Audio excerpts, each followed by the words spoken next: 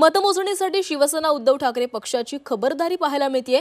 उद्धव ठाकरे आणि ठाकरे गटाच्या उमेदवारांशी काल व्हिडिओ कॉन्फरन्सिंगद्वारे संवाद साधलाय। मतमोजणीवेळी उमेदवारांच्या प्रतिनिधींनी तसंच उमेदवारांनी काय काळजी घ्यावी या संदर्भात उद्धव ठाकरे आणि तज्ञांनी उमेदवार आणि प्रमुखांना मार्गदर्शन केलंय। टपाली आणि ईव्हीएम मधील मतमोजणी संदर्भातील बारकावे, कोणत्या वेळी आक्षेप घ्यावेत, लेखी तक्रार याविषयी मार्गदर्शनही करण्यात आलं। लोकसभा निवडणुकीतील उत्तर पश्चिम मुंबई मतदारसंघात झालेल्या प्रकाराची पुनरावृत्ती होऊ नये यासाठी उद्धव ठाकरे आणि पक्षाकडून खबरदारी घेतली जाते। लोकसभेत झालेल्या प्रकारानंतर शिवसेना उद्धव ठाकरे पक्ष वारंवार सावध भूमिका घेत असल्याचं दिसतंय।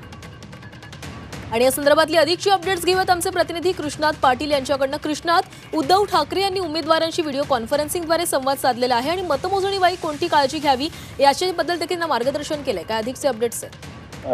काल सायंकाळी मातोश्री ही व्हिडिओ कॉन्फरन्स घेण्यात आली उद्धव ठाकरे यांच्याकडून। त्यांच्यासोबत 2 तज्ज्ञ देखील होते। त्यांनी या संदर्भात मार्गदर्शन केलं की ईव्हीएम उघडण्यापासून अगदी विजयी घोषित करण्यापर्यंतचा जो कालावधी आहे त्यामधले जे टप्पे आहेत त्या प्रत्येक टप्प्यावर कशा प्रकारे आपण आक्षेप घेतले जाऊ शकतात। जर वेगळं काही होत असेल, आक्षेप काही घेतलं जात असेल, गैरकृत्य केली जात असतील तर कशा प्रकारे आक्षेप घेतला जावा, त्याचबरोबर कोणत्या काळजी घेण्यात यावी, खबरदारी कशा प्रकारची घेण्यात यावी, अशा प्रकारचे सर्व सूचना ज्या आहेत त्या 2 तज्ज्ञांनी दिलेल्या आहेत। त्यानंतर उद्धव ठाकरे यांनी देखील या सर्व उमेदवारांना आणि त्यांच्या प्रतिनिधींना मार्गदर्शन केलेलं आहे। त्यामुळे कुठल्याही परिस्थितीमध्ये धोका पत्करायचा नाहीये उद्धव ठाकरे गटाला। नक्कीच कृष्णा, तर शिवसेना उद्धव बाळासाहेब ठाकरे पक्षाकडून ही खबरदारी घेतली जाते। धन्यवाद तुम्ही दिलेल्या माहितीसाठी।